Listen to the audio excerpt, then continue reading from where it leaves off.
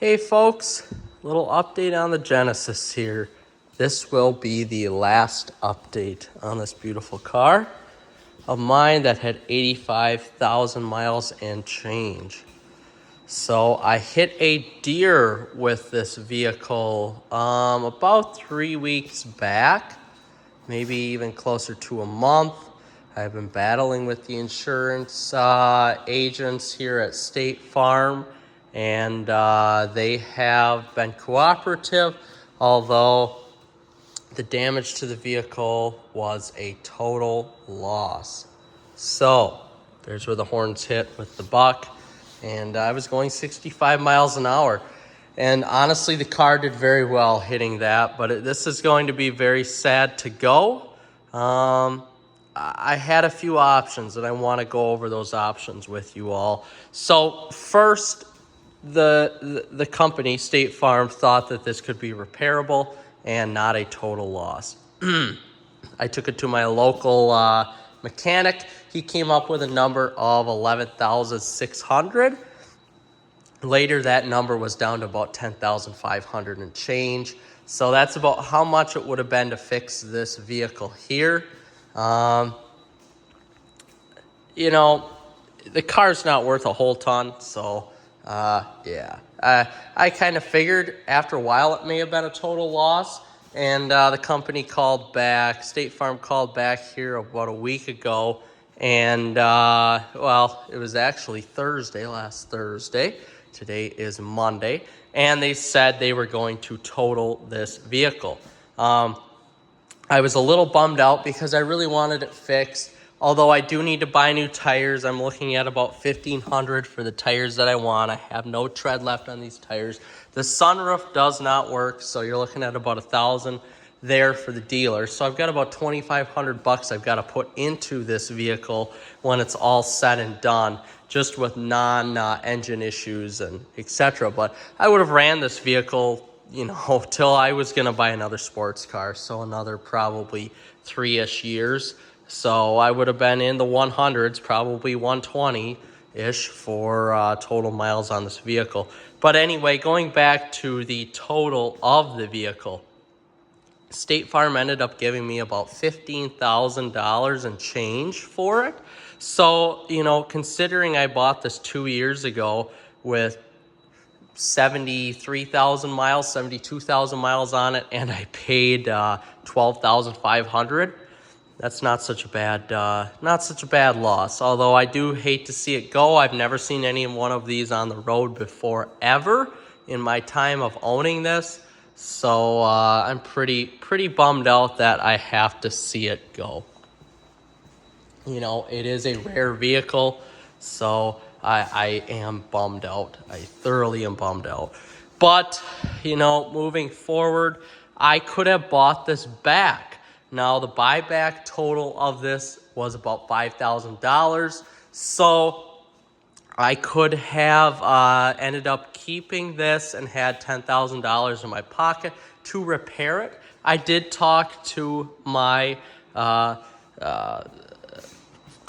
good friend who owns the body shop, and he could have fixed this for about $7,600 using used parts and with his labor. So that would have left me with just about $2,500 to basically get new tires, which were going to be right around $1,500 for the tires that I wanted, and to fix the sunroof would have been about another $1,000. So I would have been walking away with basically used parts on the car, although they would have been fixed, although it would have been used already, and which isn't a huge deal. I don't mind that one bit. And I would have been at square one, basically. So for me, I think the best decision, since I have been looking for a different vehicle, I think the best decision for me is to look for a different vehicle, preferably under that $15,000 mark, so I can walk away with cash in my pocket that I don't need to spend on tires. I don't need to spend on fixing a sunroof. And that extra cash I'll just save and use it for any repairs for the future vehicle that I may get. But I'm hopefully going to find one in this month of December here once I get the money back from this. The car was paid off, which is great. So that is a plus, but I am very sad to see this go. You know, a 5-liter V8 with 430 horsepower, you just don't come along that vehicle too often. So as I am sad to see it go, I want to go over my final thoughts on this Genesis vehicle. Will most likely be my last YouTube video on it, and I do have to say I am upset to see it go. So I want to start with the exterior of this vehicle. From the aesthetics of it, it looks great. I think whoever had this before me did the plastic dip on the rims, made that look so much better than the stock rims. This car looks great with stock rims, but the plastic dip with the black looks even better. The next thing I want to go over on the exterior is the side view of this car. It's about 196 inches long, I believe. It looks really sweet. You have to tint the windows though to make it look better, but in this silver, this phantom silver metallic, it looks sweet from a side view, not with that crumpling of the sheet metal there. But it really, really looks good from all views. From the back of the car, it looks great. One thing I do have to say, you have to switch out the Hyundai badge for the Genesis badge on these first generation Genesis models though. The diffuser down here is basically non-existent, so just keep that in mind there. The exhaust tips look great. Another front part of the vehicle is the hood. You have to make sure you get the Genesis badge right there. But the hood and the front fascia of this vehicle look so stately and refined that you would not guess this is a 2012 model. There are some chrome accents here that I like, especially with the silver. I don't think this car would look good all blacked out. I think you want to keep it, you know, stock the best that you can in order to preserve the vehicle. I do wish the R Spec badge was a little bit bigger on it, but that's okay. One negative of this vehicle that I don't like of the looks, and it really doesn't bother me so much, is kind of the bubbleness of the vehicle if you look at it head on, which I can maybe show you here. But I just don't like you can see with the front, it's just a little bit bubbly, I guess is the best word to say it. But that's a minor inconvenience. Doesn't bother me. The headlights are sweet. These headlights are auto leveling, auto focusing. And it comes with a very cool LED strip there. So, going over the exterior of the vehicle, it's an A. It gets a grade A from me. I want to go over some performance features next. So under the hood, you have a 5-liter V8 that puts out 430 horsepower and I believe 370 foot-pound torque. I could be wrong on that number a little bit. Made it to an in-house Hyundai 8-speed transmission. I never had any problem with the power of the vehicle. I had problems with the transmission. Never any mechanical problems. I just had problems with the transmission, always wanting to be in a higher gear and just to basically save fuel when I wanted to run this car a little bit harder than your average person. So I didn't feel like the transmission was as fast to shift as some other transmissions out there for the model year, although it was good. It was a average transmission. I felt like it got in the way a little bit, but it did its job. So if you are looking for a vehicle like this, which there aren't many out there, I found a handful on AutoTrader nationwide that had under 100,000 miles. Mine would be one of them. I feel like the transmission could be a little bit better, but great first try for Hyundai. I mean, their transmissions are lightning fast now. So performance-wise, excellent. The exhaust could be a little bit louder. I had exhaust, just mufflers put on that were similar to Flowmaster 44s. Wish I didn't do that, but that's okay. You live and you learn. But performance-wise, for a mid-size executive sedan, I mean full-size basically executive sedan, great. The dampers were 33% stiffer on these than the standard 5-liter. And you could definitely tell driving, this is a sporty machine. Sporty, fast machine. Gets to 100 very fast. Gets to 150 very fast. Next thing I want to go over is the interior. So this interior, I haven't been in this car in a little while. I have to say the interior comfort is awesome.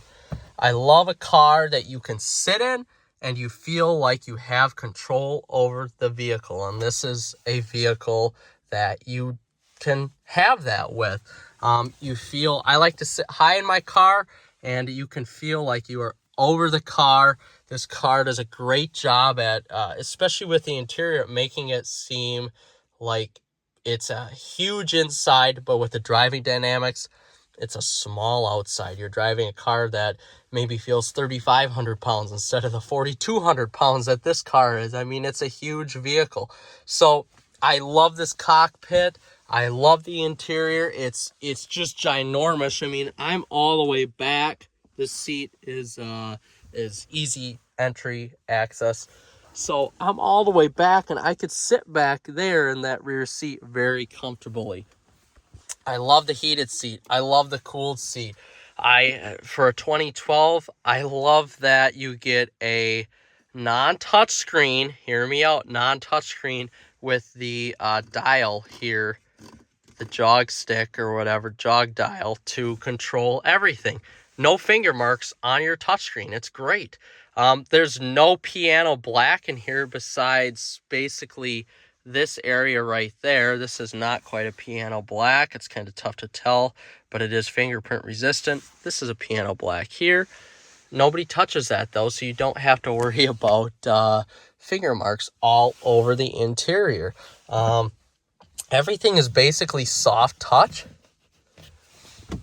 That's soft touch. It's better than my Ram that I have, my brand new Ram. Everything, all the controls are easy to get to, easy to control, and your adaptive cruise control is always on. Your little menu here pops up, works great. It's got a nice LCD display there, and the shifter is old school standard shifter. I love it. It's sweet. All the controls here for your FM, AM, XM, your aux, your info, your phone, navigation menu, map, and your back button there. Everything is straightforward and to the point. So a cavernous glove box for a cavernous car. But when you sit in this car, the headrest is comfortable. Everything about this car is just pure comfort, pure luxury. I do wish the cabin was a little bit more sporty, but that's okay. There's just a massive ton of space and great materials used in this car. LED lights, just stuff for 2012 that you wouldn't think would a car like Hyundai would put out. I mean, massive back seat, heated rear seats, which I don't know many other brands besides Chrysler Dodge in 2012 that put, in this price range, that put heated seats back in the rear. So as you can see, just a massive back seat. The 17-piece Lexicon sound system is the best I've heard in a vehicle. I haven't been in a Benz or a Mercedes that is nicer. The trunk on this, cavernous. You can fit 4 sets of golf clubs in here. Take the drivers out, put 2 bags right there. It's awesome. Final thoughts on the vehicle. If you're looking for an older sports car with reliability, look for a 2012, I believe, with a build date of April or newer, just with some minor engine oil issues, engine consumption issues. But other than that, talk about reliability. This is a car I got in, and I was never, ever worried about this car breaking down on me or not running. It always ran for me 85,000 miles strong. I would have kept it for another 60,000 miles if I had to over the course of the next 3-4 years. And I would have ran it to high mileage and got rid of it. But right now, it's totaled. I'm walking away with over $2,500 more than what I paid for it 2 years ago, so I can't complain. The search right now for a new vehicle is quite difficult, but we will find one. It may not be as cool as this car, but we will find one. So if you're looking for one of these, please reach out to me with any questions. I'd be glad to answer any of your questions on the Genesis 5.0 R Spec. Very happy with this vehicle.